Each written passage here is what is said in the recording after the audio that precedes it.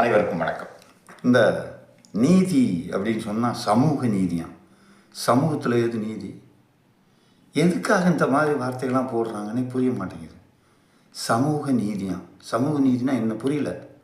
இல்லை, எனக்கு தெரியவில்லையா? தெரிந்தவர்கள் யாராவது சொல்லணுமா? இல்லாட்டி அது போய் விளக்கம் என்ன? சமூகத்துக்கு எதுக்கு நீதி என்ன புரியல. சமூக நீதி வேண்டுமா? சமூகம்னாலே ஒரு குரூப் அர்த்தம்ப்பா. ஒரு குழுமம், ஒரு குரூப், ஒரு கூட்டம், அதுதான் சமூகம், சமுதாயம். அந்த நீதி என்னது? சரியான நீதின்னு சொல்லுங்கப்பா. இந்த வார்த்தையே தவறு. இந்த சமூக நீதிங்கிறத எதை வச்சு சொல்கிறீங்க? எனக்கு எனக்கு எனக்கு புரியலையா? அல்லது புரிஞ்சவர்கள் தெளிவாக சொல்லையான்னு புரியல. எதற்காக சமூக நீதி? எல்லோரும் சரிசமம் என்பது உலகில் எங்கும் கிடையாது. முதலாவது ஞாபகத்தில் வச்சுங்க. கற்றார்க்கு சென்றவிடமெல்லாம் சிறப்புன்னு தான் சொன்னேன். எல்லோருக்கும் சென்றவிடமெல்லாம் சிறப்புன்னு சொல்லலை.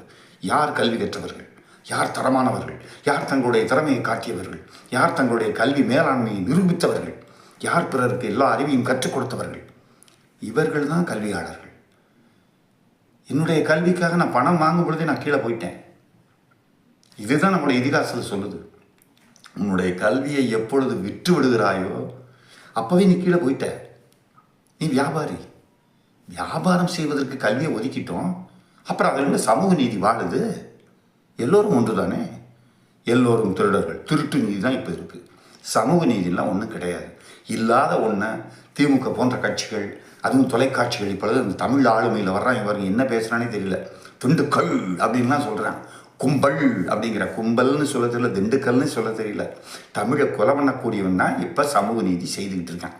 இந்த சமூக நீதி எங்கே விடப்போகுதோ கடவுளுக்கு தான் தெரியும். மீண்டும் சந்திப்போம். வணக்கம்.